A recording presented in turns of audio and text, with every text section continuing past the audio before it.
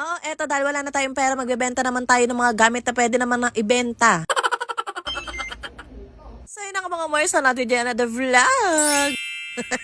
Pumipiyok pa ang babaeng ito. Ito na 3:40 na nga ito ng hapon at konting oras na lamang nandito na naman ang nagpapaingay ng aming bahay. Walang iba kundi ang aking Junakis. So napakalungkot talaga ng bahay namin mga Mars ko kapag si Tantan nga ay nasa school dahil sobrang tahimik talaga. Totoo lang mas gugustuhin ko pa na nandito siya kahit nga maingay kesa naman hindi ko nga siya nakikita or hindi ko alam kung anong nangyayari sa kanya. Wala rin no choice dahil kailangan niya talagang mag-aral para maging kasing talino siya ng babaeng ito.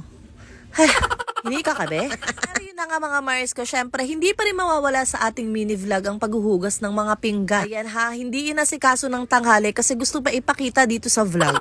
Pero yun na nga mga Mars ko, ngayon ko nga lang hapon na asikaso ulit itong mga pinagkainan namin ng tanghali. Dahil nga si Jowa ay naglalaba dito kanina at hindi nga ako pwedeng makapagsabayan sa kanya sa tubig dahil nga mahina na naman ang water dito sa amin. So after ko naman maghugas dyan, ayan, nilabas ko na nga itong pangulam namin ngayong hapunan at isda lamang yan for today's video. And after nga nun, ayan, naupo nga muna ako dahil frozen pa naman yan at si Jowa naman ang magluluto niyan mamaya. At ako ay naupo nga dito para nga mag-edit ulit ng aking mga pwedeng i-upload later or tomorrow. So this is my everyday routine. Para mag-video ako ng umaga, kinahapunan ay i-edit ko na nga para nga habang si Jowa naman ay nagluluto nga ng aming hapunan, ako naman ay nag-voice over na katulad na lang neto mga Mars ko. So ganun po ang aming gawain araw-araw lalo na't ngayon dahil hindi nga po open ang munti naming tindahan. And then ayan, maya-maya lamang ay dumating na nga sila at nandito na naman ang ingay ng aming tahanan. Kung merong inay ng tahanan, syempre merong ingay ng tahanan.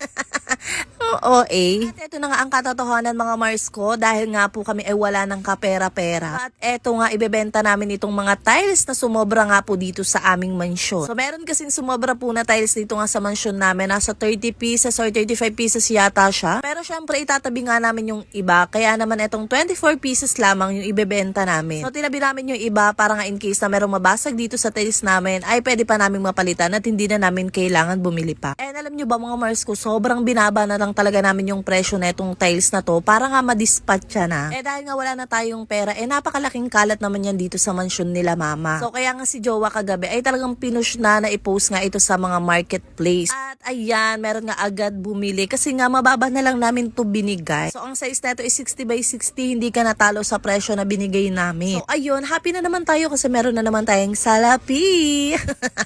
Oh shit, hanggang dito na lang muna mga Mars. Yun lang.